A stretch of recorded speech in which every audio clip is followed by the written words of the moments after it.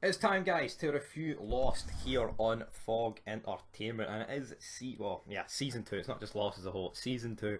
Make sure you check out the season one review. This will be far more. This will probably be longer. Like, I don't have a script, never have read from a script, so it's just going to be off the cuff, and wherever it goes, that's where it'll take us. But we kick off with the premiere of this season. And what I like about this season, it's the fact like it is a direct continuation of like the previous season. You get some, I mean, obviously the way it ended, it kind of needed to be, but you do get some shows, where the next season there's like a disconnect between it and the previous season, and I feel like this was I feel like that is the best way to do TV shows, like where one season ends and it's straight into the next, But yeah, anyway, regardless, we kick off the new season with this guy in a bunker. We do not know who this guy is yet, but you can clearly, you can clearly tell straight away that the bunker was completely outdated. It looked like it was fucking through the 70s and like the 60s and all.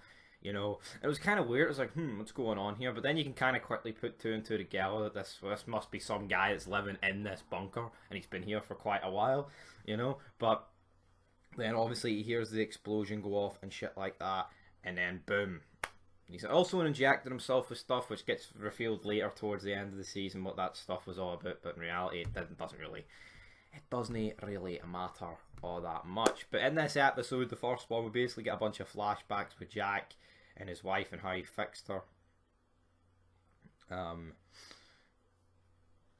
And stuff like that, and then how they came to be. Obviously, in the previous season, we got loads of flashbacks with Jack and the wedding night of him and Sarah, but this is actually when he meets her, And it actually turns out that she has experienced a miraculous recovery. But basically, on the island, the whole gimmick this episode is the hatch. But as soon as they blast open, Jack's like, well, you know what, big man, how about we just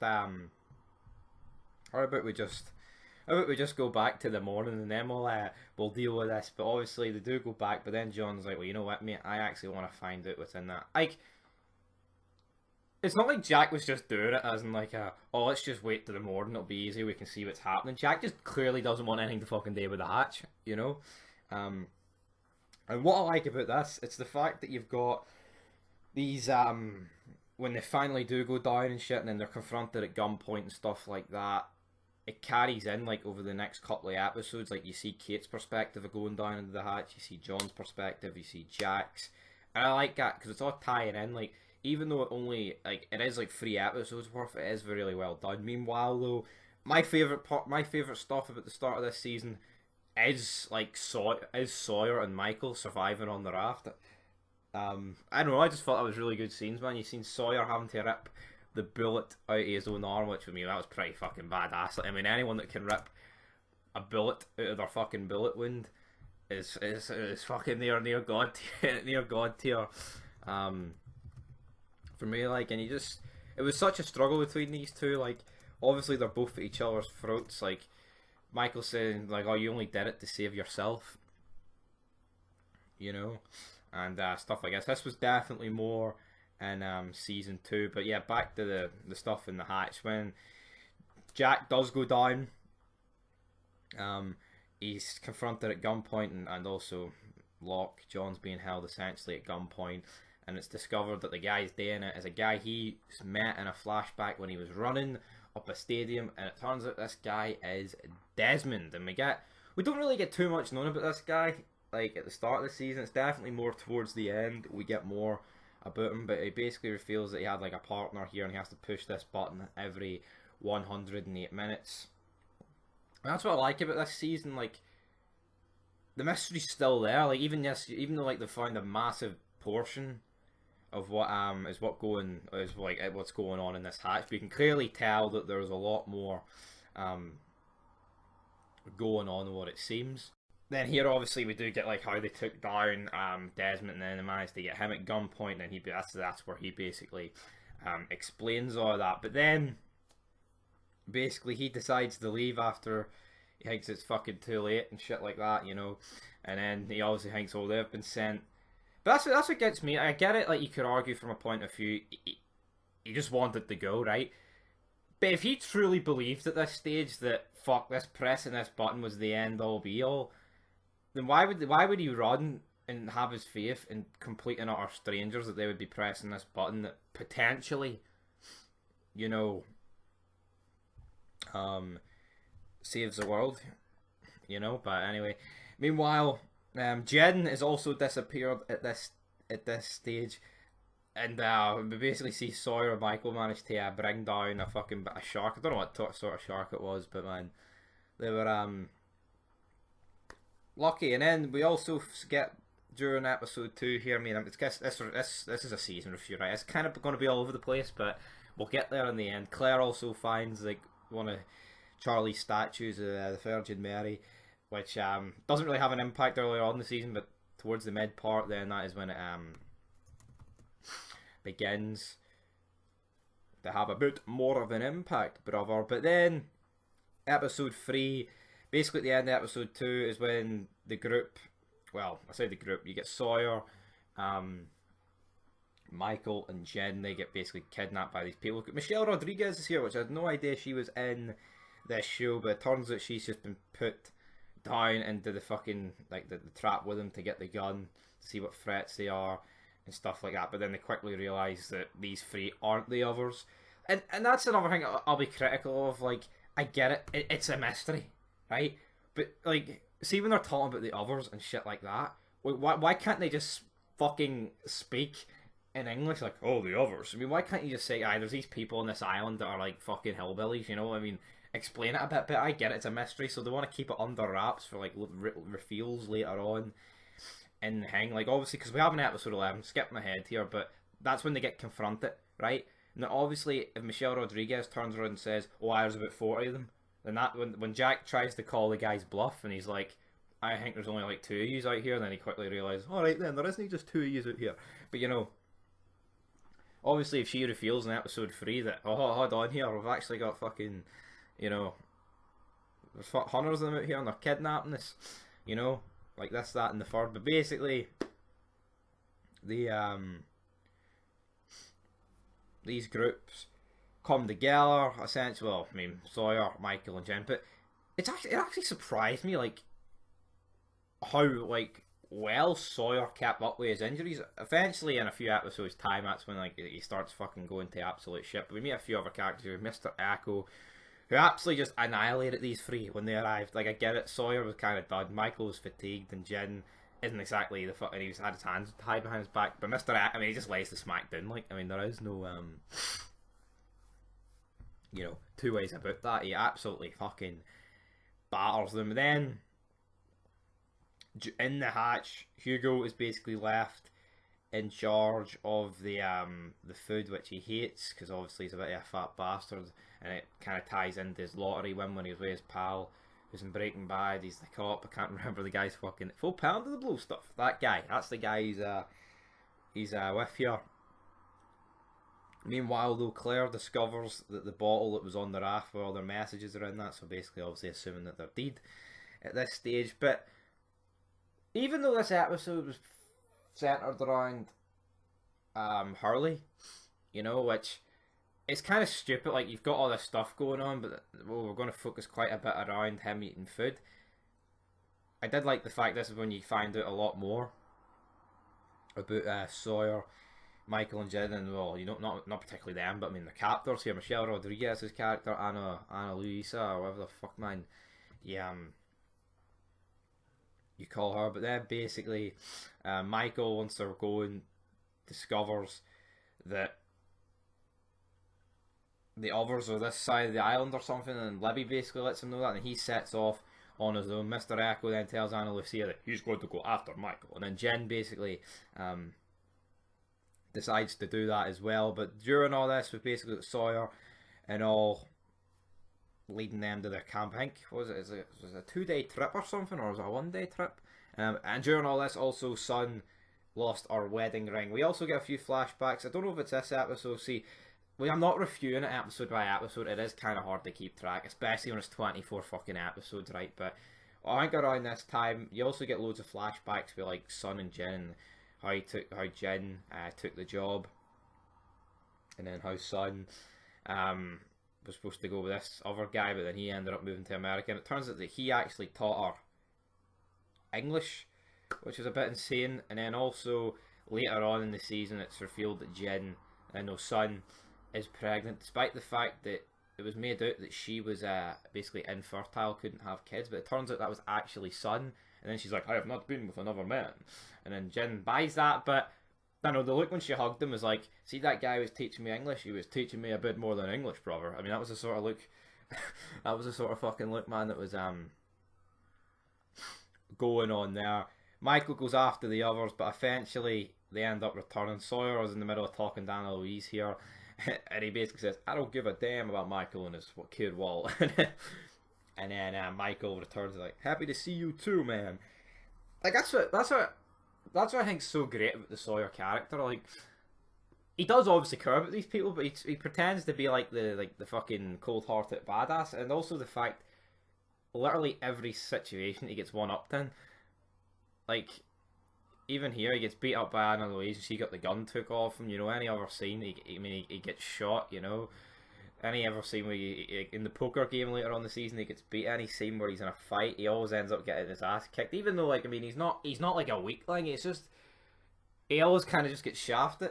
He's like a underdog, despite the fact he's no really should be a underdog. And during this time period, we get Saeed and Shan. She's basically claiming that she's seeing Walt. Also, Saeed ends up seeing Walt, which was a bit weird. But basically, during all this, we've got petty stuff between John and Jack, you know, which I wasn't exactly a fan of, you know. But I guess this stuff has really continued on for the back half of season 1 when he hears Boone's like final words about John and shit like that. But then in episode 6, big man, we get Sawyer, Michael and Jen making their way across the island with the other survivors. During all this, though, Shannon and Saeed are looking for the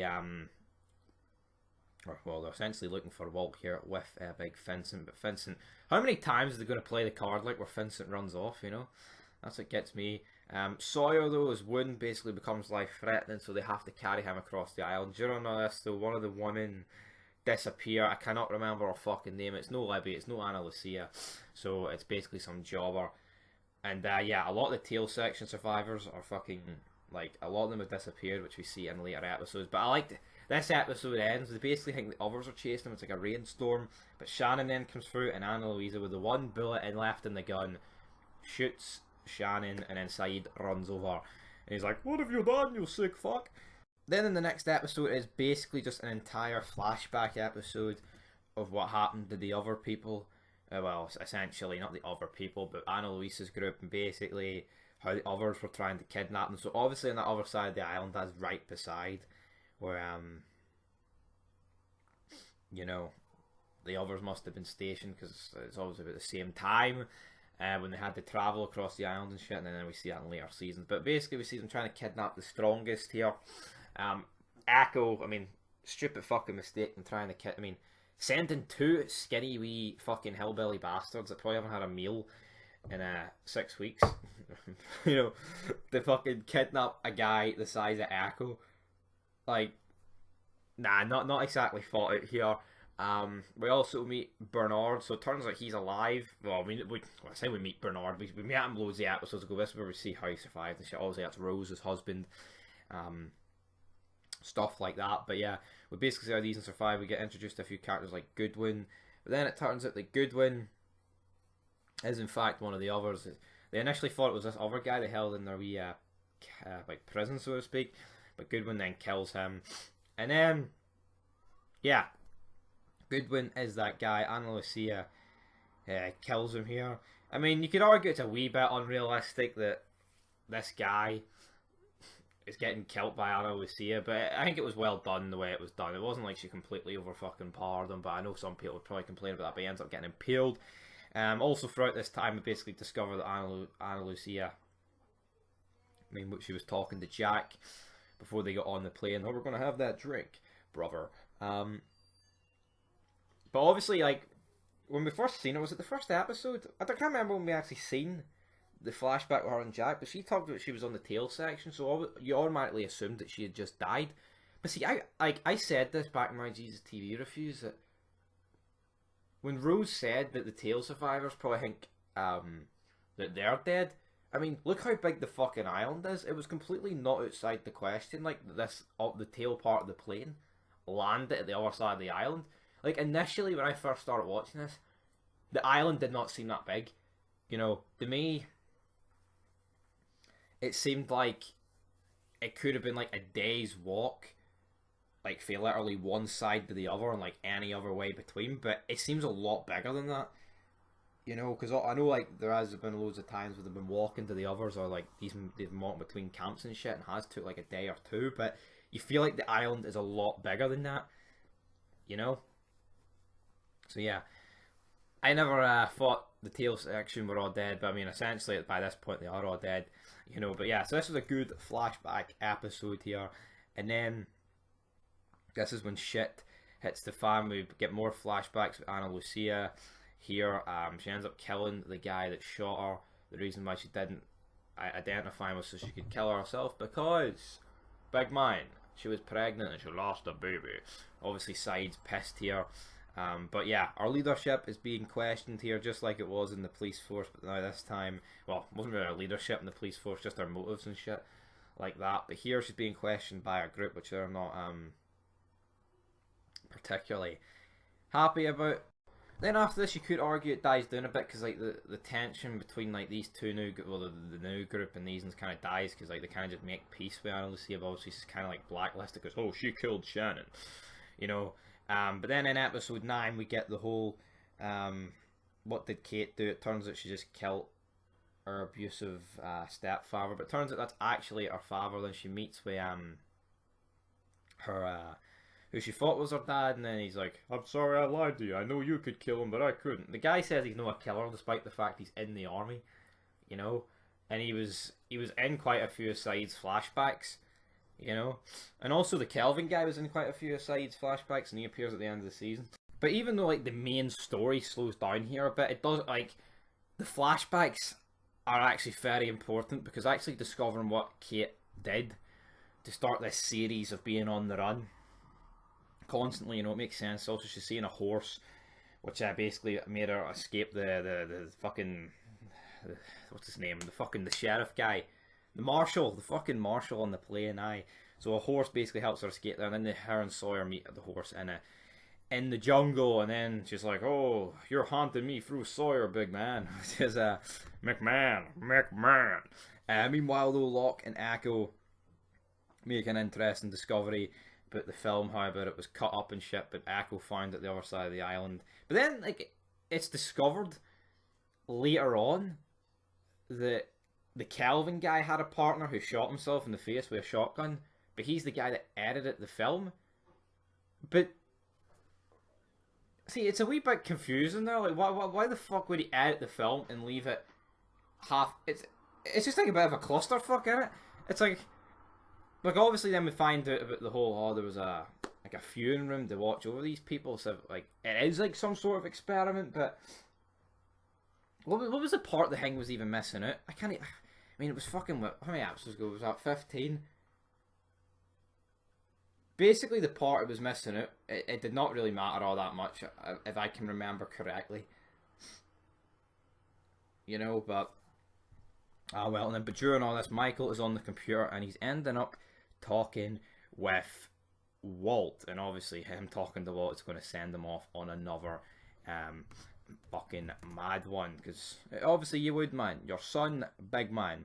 Episode 10, though, we see Echo's life before the crash is revealed. He was basically a gangster in Nigeria. We've seen him killing this guy when he was like young, basically to save his brother. Brother ends up becoming a priest. He ends up becoming a fucking straight OG, man. And then, yeah, he basically demands Charlie takes him to the plane. He takes him to the plane. He has, like, the farewell moment with his brother. Stuff like that. But I feel like this was a really good flashback episode for the sake of, like, it gives this Echo guy, like, a proper backstory. I mean, it is a bit unrealistic how this plane, you know, ends up in this island from Nigeria.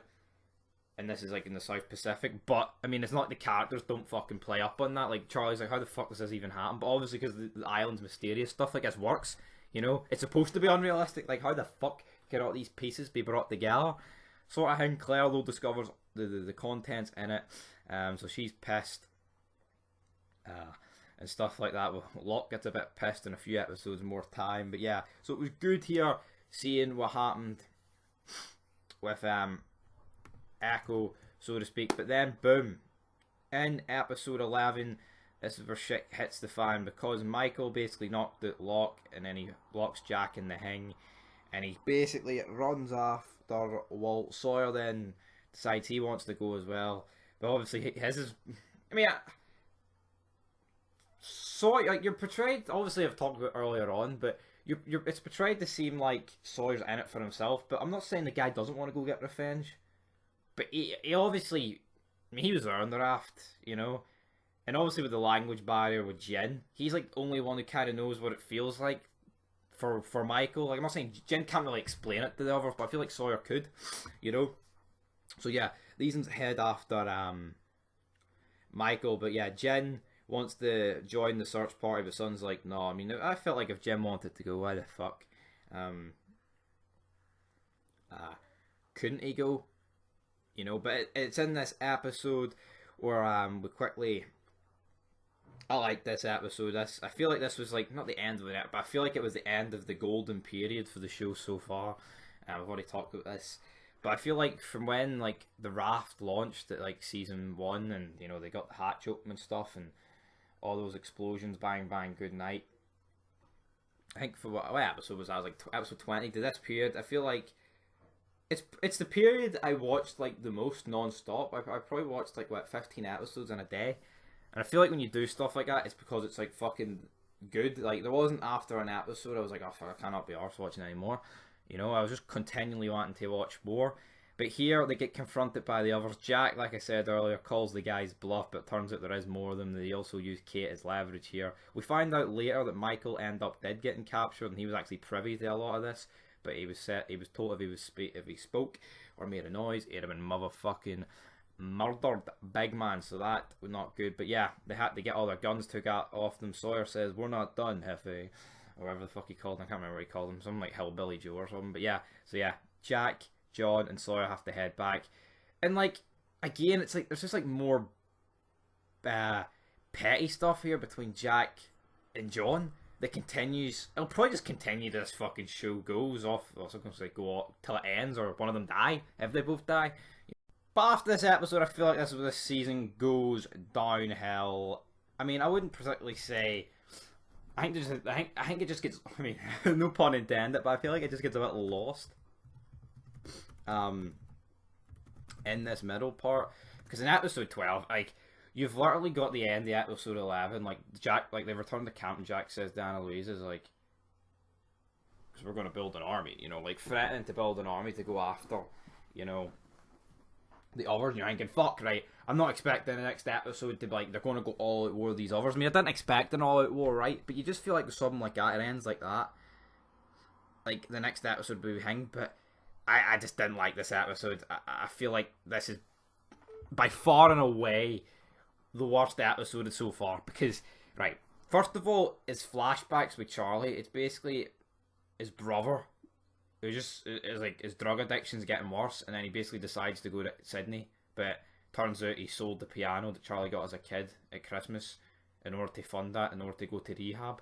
But in season 1, right, we get the whole gimmick of where his brother's the junkie, then Charlie is a junkie as well, but he ends up going to Sydney and his brother's clean, right? So all we needed was like a 2-minute flashback, literally, just to cover that, like, this is where he left for Sydney, right? But we did not need a full episode literally dedicated around that, and I just feel like it was a waste of 40 minutes.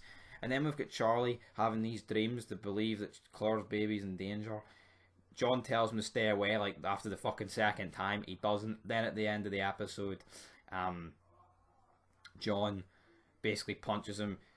This was justified in my opinion. Like, you just can't go around fucking taking babies for the sake of it. And obviously, with his history of being a junkie, they obviously thought he was on drugs. And rightfully so.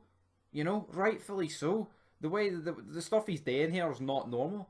You know, obviously, like, if someone else is doing it who's not got a history of a junkie, you're not automatically going to jump to, oh, they're on the gear. But I mean, he literally killed Ethan for the same thing. So these people fucking licking Charlie's arsehole here and standing up for the guy. Say this was somebody else who kept on taking Claire's baby here, regardless of the reason, he would be pissed, you know. And for him not to understand that is, well, I don't know what it is. Is it bad writing, or is it just the fact his character's a bit of a windy licker? I'll go with the fact that I think his character's a bit of a windy. Like, say, I mean, he's a bit pissed at John just for the simple reason is he helps out Claire, you know, and he's kind of filling that void that Charlie wants to be in now after he's been kicked out, so to speak, by Claire. And all John is doing nothing. John is not doing anything wrong. He's just close to Claire, and obviously Charlie is a bit jealous of that. Could you imagine if John was fucking taking the baby 3-4 times in the one day? What would Charles' reaction be? Well, I'll tell you what Charles' reaction would be, mate. Because he fucking grabbed a gun and killed Ethan. Now I get it, the Ethan thing was different. He kidnapped Claire, we don't really know what he was going to do. But fuck, we didn't know what he was going to do with the baby. You know? If he was drugged off his dome, he could have done anything. So I think it was totally justified what fucking Big John did. Laid the smackdown with him. Meanwhile, during this episode, we get Sawyer like encouraging Hurley to act on his attraction to Livy, which I thought was pretty funny. In the next episode, though, we basically get this whole long con thing. Turns out we've got Madison. I was saying Madison Ivy. Madison Ivy. What's a fucking her name, man? Kim Dickens. That's it. But yeah, we get her name. We get her in here. Basically, he was with her, Sawyer. Turns out she was the long con. I mean, again, a bit of a slow episode. And then, like, Sawyer takes all the guns and, like, he used Charlie as this. And it turns out Charlie was the one that knocked out Son this episode. So, I mean, Charlie's actions here, he's really going for, like, fucking hero TM0. And I just feel like the type of guy that Sawyer is, you'll probably refuel this later on. And also, like, it seems like there was a lot more guns. Like, I get, like, later on, Sawyer, like, basically has to show Kate where the guns are, but I feel like there was a lot more guns. There's barely fucking any. You know? But yeah, that's what happens here. Basically, the gist is Sawyer manages to get all the guns and everyone's kind of pissed off about it. So, you know what I mean? Like, you can definitely tell after these two episodes, like, the pacing is just slowed down. Like, there's just no...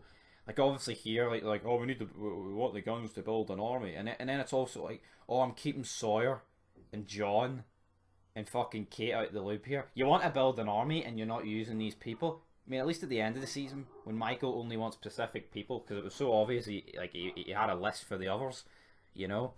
Blah, blah, blah. Meanwhile, the French chick returns, shows side a captive, and it turns out they've kidnapped this guy. It's Sepp they saw.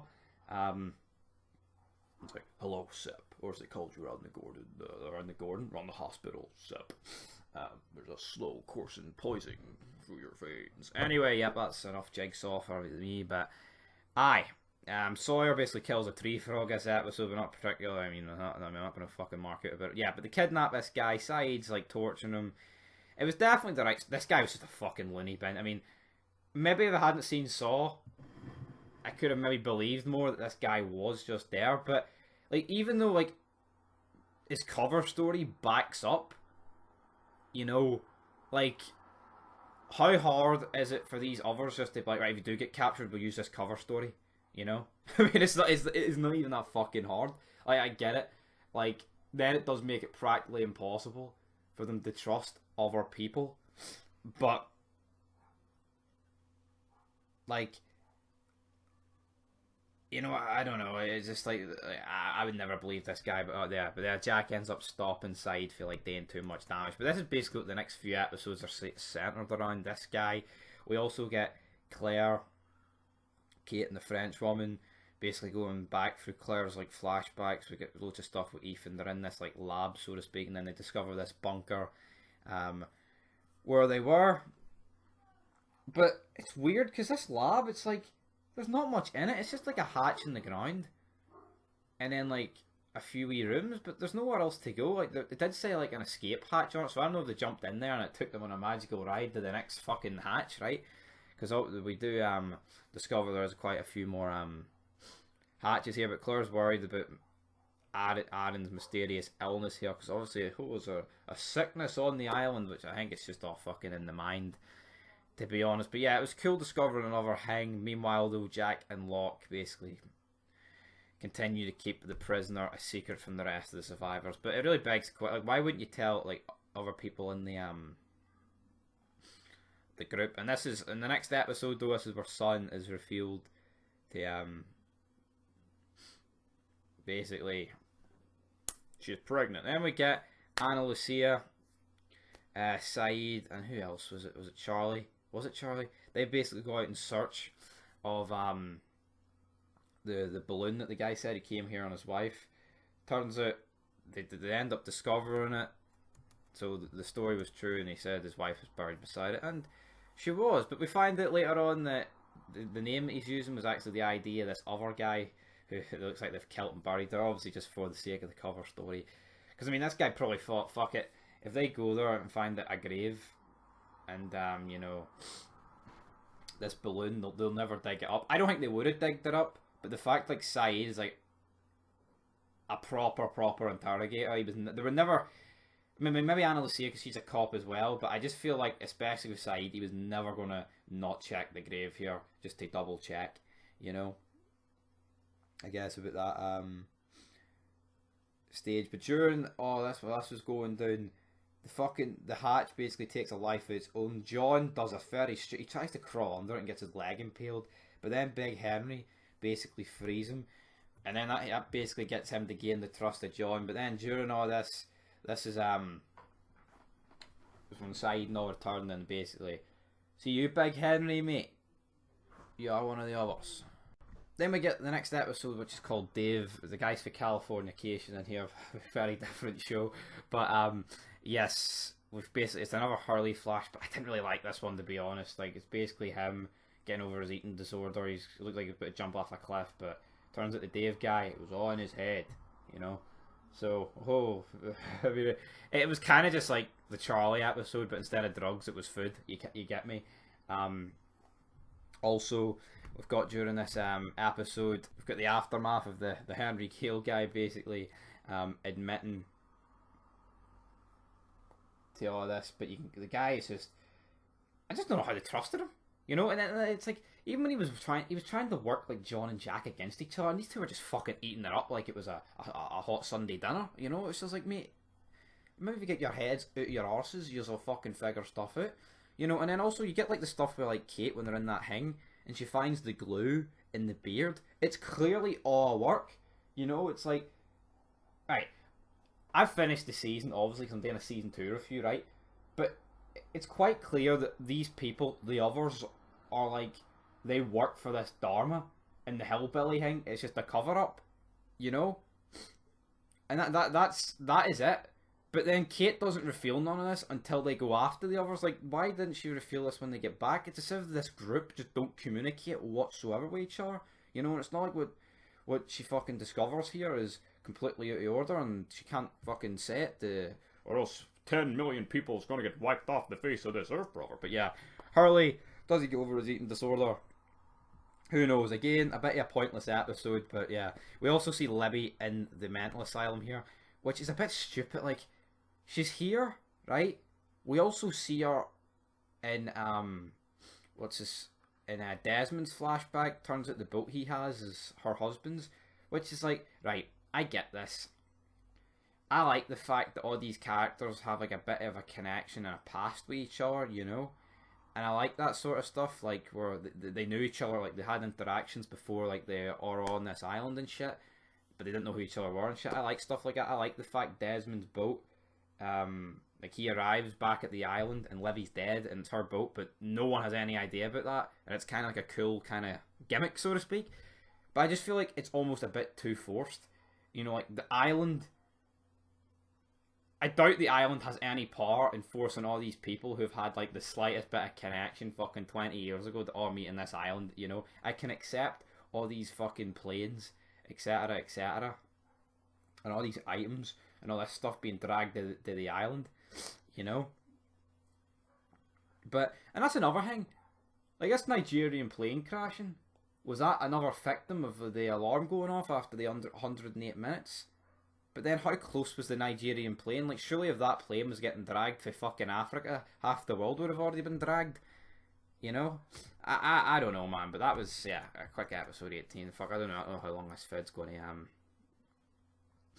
last here. It was also good. I forgot really to mention it. Rose and Bernard's reunion by about 12 episodes ago. But yeah, boom, there we go, motherfucker. But yeah, I mean, again, this was kind of like another filler episode with Bernard and Rose. This episode 19, I didn't really like it, but during all this, we've got Jack and Kate. They end up getting trapped, but they end up shooting themselves down. John is starting to beginning to question his faith on the island, and this whole pushing the button thing, which you were kind of just practically fucking begging at this stage for them not to press it, you know. But I guess that's just the way the cookie crumbles. But then this is when stuff really begins to pick up again. We get episode 20. Jack and Kate discover Michael, obviously in the last episode. They get him back here for urgent treatment. Then we get a few Anna Lucia flashbacks, but the Henry Gayle guy attacks her, but John manages to save her. But then it's kind of like, then we get flashbacks where like she was essentially Christian. What's his name? Is his name Christian Shepherd? Is that Jack's name? Jack Shepherd, I think it is. So she was like his bodyguard for Sydney, and he basically went to see his daughter. Does Jack even know about that? Who fucking knows? But it's like, again, like, how many like forced connections are these people going to have? Like Jack's dad having a talk with Sawyer in a bar. I mean, that could literally happen to anyone. But like all these other connections that Jack has like connections with on this island have already had connections with his dad. I get it. It's not like fucking everybody on the island's had a fucking run in with his dad, but you get me, you know. Like there was also like a few scenes when you seen like Shannon in the hospital, like Jack walking past. Like I've no problem with stuff like that, because if they both lived in LA, it's a big hospital. I mean, they could have lived in the same area, not completely fucking out the realms of realism. But I just feel like all these characters having like all these like fucking connections with each other that aren't really like, it's very unlikely, but well, man, it's not exactly the worst thing. But then shit hits the episode at the end of this. Shit hits the fan at the end of this episode. Michael basically drops Anna Lucia, fucking shoots her one. She's dead. Michelle Rodriguez, good night. Yes, sirree. And then we get the big man, Libby. She walks in. She eats another 2 bullets for Michael. Michael then basically goes in to fucking Henry Gayle here, and then shoots himself. But initially when I was watching this, I was like, he's just fucking killed himself. Turns out he didn't, but I could quickly tell here, obviously the others must be leveraging fucking Walt here. There's no way he would just return, kill these 2 people. Like, say they killed Walt, you know, and I doubt in the 13 days that he was in their camp, he made it was a complete and utter, you know,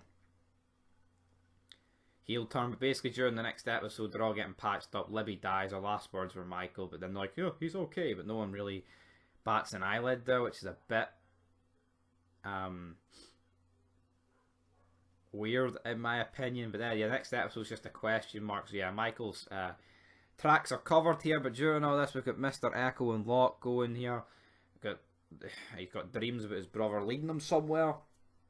They go, they basically find another hatch, and this is basically an observation hatch where it's just basically monitors of them watching the other people. Also, there's this like shoot thing that John puts as his message thing that he's seen once all the lights come on in the hatch that they've been in since the beginning of the season. Also, we've seen the guy Kelvin finishing that in the flashback with Desmond in a few episodes time. But it turns out where John puts that, it just puts it in the middle of a field near the others, which is a bit of a fucking mess. But yeah, they discover this, and it turns out it's just an observation hatch, and it basically just looks like it's a psychological thing, and that the hatch is just a load of shite, and they've just been monitored for the sake of being monitored. And it's just, it really like begs the question of what the fuck is going on here. But that was basically that episode. Not an awful lot going on there. But Michael, he gets his strength back. He basically convinces Jack, Kate, Sawyer, and Hurley to rescue Walt. But that is the only 4 he wants. He says he wants to get his son back his way.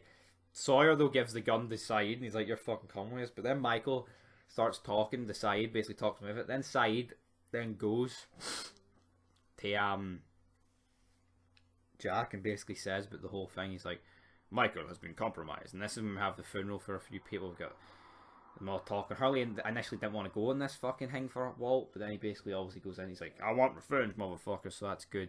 And then Echo basically stops the building the church. he moves to the hatch, so to speak. He's going to be the new button presser, which John is not exactly impressed too much with this. And then they discover a boat at the end of this episode during the funeral, and it turns out it's Big Desmond. Then we get a few Desmond flashbacks throughout the next couple of episodes. How he got there, his wife, basically him going to the stadium in that episode. You know, but Saeed basically says he'll go around the island in the boat, therefore he won't be with Michael and all. He'll scope it out and basically we'll see if Michael is hanging. They don't tell Kate, Hurley or Sawyer this, so basically Jack and Saeed are basically taking their own plan. Like, I get it, because then obviously I think you could trust Sawyer and Kate, but I don't know, there's just something about Hurley. He's not good under pressure, so I don't think they really realistically could have done that. Meanwhile, during all this, basically John teams up with Desmond in order to not press the button in the hatch, but that continues throughout the part 1 and part 2 of the finale here. And then yeah, so these set off in their mission to bring back Walt. But I mean, you could clearly tell that Michael here, he just wanted these specific 4, and why you wouldn't want a soldier inside is fucking brain dead. Like, I just feel like sometimes the characters are a bit too dumb, you know? Like, I get it, for the sake of drama and creating all these twists and shit, it kind of needs to happen. I can accept Sawyer not figuring it, or like Kate, or even Hurley, but Jack, even Kate and Hurley are maybe Hurley's not fucking. I mean, I'm not saying you need to be battle trained to figure it out, but come on, man. Anyone with a fucking brain cell here could have figured it out. But Michael basically explaining the camping shit. And yeah, I mean, it's not looking good. You feel like bad stuff is going to go on here. But then in the big finale here, I feel like I've been talking for about a fucking hour, but we're near there, man. Jack is basically he's forced to explain what Michael done, and you really feel for Michael here. But just before this, he managed to kill one of the others, but one of the others get back as well. So that was a decent wee gunfight in the jungle there. But yeah, Michael breaks down. He says it was his only way he could get his son back. And I mean, I was going to say, I'm not really surprised. Like, they weren't exactly that pissed with Michael, you know? And then they basically agree just to go along with the plan anyway. But surely, like, I mean, I didn't really trust Jack here. I wouldn't have been surprised Jack just fucking dropped Michael, because he just comes across a bit of a hothead and a bit unstable sometimes, you know? But he didn't, and then Hurley asked him, like, oh, if you had time, would you have killed Louis? Like, to me, Michael would only have killed Annalise. I don't think he would have, because I guess so. It's to save your son. Like, I mean, let's be real, right? He doesn't give a shit about Annalise or Libby. I mean, that's just the harsh reality of it. He's known them for all, like, what, a couple of days in total, because he's barely been there this season, you know? I guess he was with them at the start of the season and a few episodes since then, but, you know, if you were to choose your son or a few strangers that you've met, you're obviously going to kill them. Obviously, with Hurley here, his girlfriend just get killed. I mean, Sawyer had a fling with fucking Anna Lucia. You could argue Jack also was close to her and shit like that, so they've obviously been pissed about that. You know, meanwhile though, Jin, Son and Saeed are sailing around the island. Saeed basically manages to do like a quick raid of like their camp, but there's nothing there. He opens like the hatch doors and it's just rocks beneath it, which kind of just begs the question, like, are these using fucking magical powers here to get to other magical labs and stuff? But I like it. It keeps the mystery open for season 3. Meanwhile though, Michael and the gang, they basically get surrounded. They also discover all the notepads that have ended up in the middle of the field. But yeah, the other 4 get tranquilized. They don't tranquilize Michael. But like, it also hangs like the whole hillbilly thing is just out of the question. Like, what, you're supposed to tell me these people have been on this island for that long and they're fucking sitting here using tranquilizers, you know? Proper fucking tranquilizers. They've got all this medical equipment. Like, they're keeping up this like hillbilly schmick, despite the fact that everyone on the island, all the survivors basically know that. Well, I say they basically know. They like, if they discuss things a bit more, they should all realistically know that it's all a gimmick. Which the guy then rips his beard off after Kate says it's fake, which is funny here. But yeah, basically they say a deal's a deal. Henry Gayle returns. It's not really his name, but yeah, he returns basically I honestly thought they were going to kill Michael here, but they let Michael and Walt go. Then there's like a sad moment where those two like go past on the boat, and he just looks at Jack. They let Hurley go, and then yeah, they are keeping Jack, Sawyer, and Kate. But during all this, Desmond and John have locked themselves in the bunker, and they've locked Echo out, who decides to use dynamite to blow it open, which I thought was just completely idiotic. But they let the thing go down. After John, he breaks the laptop after Desmond was having second thoughts, because it turned out when the thing was going off, when he killed the Kelvin guy by accident, it was the exact time the plane crashed, and then he's realised, oh fuck, that magnet, me not pressed, brought that plane here, which I kind of thought was the reason, because like, let's be real, right? I'm not saying it would be completely out of the question for the plane to crash near the island, but look how open the space was, you know. The plane could have literally crashed anywhere, you know. But obviously with the magnet pulling it towards the island, it makes total sense for the plane to crash there. But then we see in the flashbacks that the Kelvin guy had a key that he could have used underneath it. And then Desmond says, you were brought here to save me, and now I'm here to save you. He basically sacrifices himself. He puts the key in, and then a big like sonic boom effect essentially goes off here. We all like the kidnapped, like we've got Jack, Sawyer and all, they all see it, and then basically it seems like it's a big bomb. Charlie returns. Like, you kind of think that Echo, John and Desmond are all dead here, but obviously they're not. Like, it kind of does copy season 1, like with those three kind of being Jen, Sawyer and Michael, but the difference is with season 1, I actually thought Sawyer and all, I actually thought Sawyer was dead. I actually thought all three could have been dead. Like, see if all three would have been dead, that would have been such a tragic end, but I wouldn't really have had actually much of a problem with it.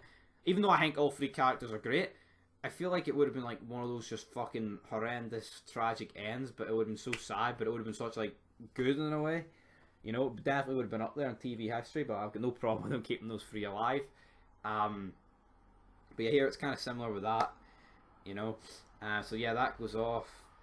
And then yeah, the season ends with basically Desmond's wife using, I think it was a bunch of Russians, in order to track the thing at the island, and then they've basically figured it out. So yeah, will help soon be coming to the island, because she also said to Desmond in the flashbacks that with money you can find anyone. So how much money are you going to use, love? We're stuck in a bloody snow globe. That line for Desmond, that was fucking brilliant. But yeah, guys, make your own kind of music. I forgot to even mention that at the start of this fucking review, but I've been talking that long. I just feel like season 1 was stronger. I feel like season 1 was more consistent. I feel like there was definitely better moments in season 2, maybe. You know? I mean, not better moments, because I liked a lot of stuff when the raft launched and Vincent was in the water trying to chase after Walt. That was a very touching scene. But I feel like there was some great moments this season, but I just feel like in the mid part for like 12 up to like 19, that could have been like 3 episodes worth, you know? But again, I've no problem with it being 24 episodes. I just feel like if you wanted to get rid of the parts that do feel like filler, you could just drag it down to about 20 episodes a season. But I feel like because I know in the later seasons there's not as many episodes, and I guess by that point, I mean, the likes of Jack, he doesn't need as much flashbacks as he did early on to establish the character, and that goes with most of the people who've been on the island from the beginning, you know. The people who should be getting flashbacks in season 4 and shit should be people who've had none or have just been introduced to the cast, etc, etc. But anyway, guys, that will do it for this Lost review. And I gave season 1 an 8.5. I will give this season an 8. Very solid, very good. Well, I'd say an 8 and 8.5. 8. It's pretty great, you know. If you're getting the fucking 9 or 10s, man, you're doing a good job. But anyway, guys, till next time, that'll do it for this wee review. Well, I'll say wee review, man. I've been talking here for about 50 fucking minutes. So till then, I'll do it for Fog Entertainment. Peace.